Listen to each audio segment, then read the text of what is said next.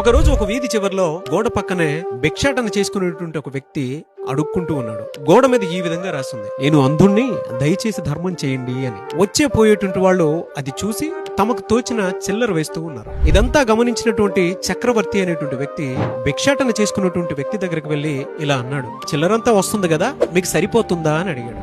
ఏదో సరిపోతుంది, ఒక పూట మాత్రమే తినగలుగుతున్నాను, ఇంకొక పూట అయితే కష్టంగా మారుతోంది బాబు అని అన్నాడు. అది విన్న తర్వాత చక్రవర్తి అనేటువంటి వ్యక్తి తన వైపు చూసి ఆ గోడ మీద ఏం రాస్తుందో చూసి ఇలా అన్నాడు, ఇక్కడ ఏదైతే రాస్తుందో దాన్ని నేను చెరిపేసి ఇంకొకటి రాస్తాను, రోజు మొత్తం గమనించు, ఎంత చిల్లర వస్తుందో ఒక్కసారి గమనించిన తర్వాత నీకే తెలుస్తోంది అని చెప్పాడు. సరే బాబు అనుకుంటూ ఆ భిక్షాటన చేసేటువంటి వ్యక్తి రిప్లై ఇచ్చాడు. బోర్డు మీద చక్రవర్తి ఏదో రాసేసి వెళ్ళిపోయిన తర్వాత ఆ రోజు సాయంత్రానికల్లా ఎక్కువ చిల్లర రావటం మొదలుపెట్టింది. అది గమనించినటువంటి చక్రవర్తి మళ్లీ భిక్షాటన చేసుకున్నటువంటి వ్యక్తి దగ్గరికి వెళ్లి, ఈ రోజు బాగుందా, అనుకున్న దానికంటే చిల్లర ఎక్కువ వచ్చిందా అని అడిగాడు. నేను గమనించాను బాబు, మీ వాయిస్ గుర్తుపట్టాను, మీరే కదా బోర్డు మీద ఏదో రాసింది, ఏం రాశారు అని అడిగాడు అనమాట.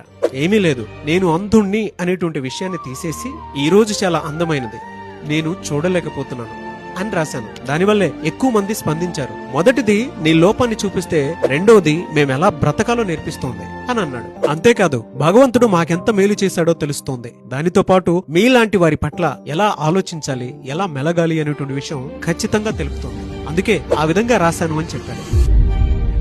ఈ ఎంటైర్ స్టోరీని గనక మనం అబ్జర్వ్ చేస్తే ఏం సూచిస్తుంది అని అంటే, మన కాళ్ళు చేతులు అన్ని బాగుండి కూడా కొన్నిసార్లు ఆత్మవిశ్వాసం లేకపోవటం వలన మనం ఎందుకు బతుకుతున్నామో అనేటువంటి విషయం కూడా మర్చిపోతూ ఉన్నాం. ఇలాంటివి చూసినప్పుడు, ఇలాంటివి విన్నప్పుడు ఖచ్చితంగా జీవితంలో నేను ఏదో ఒకటి సాధించగలుగుతాను అనుకునేటువంటి ఆలోచన ఏదో ఒక సమయంలో కలుగుతుంది. అలాంటి ఆలోచన కనుక నీకు కలిగితే కింద కామెంట్ బాక్స్ లో మీ తల్లిదండ్రులకి ఇలాంటి జన్మనిచ్చినందుకు కృతజ్ఞత తెలియజేయండి.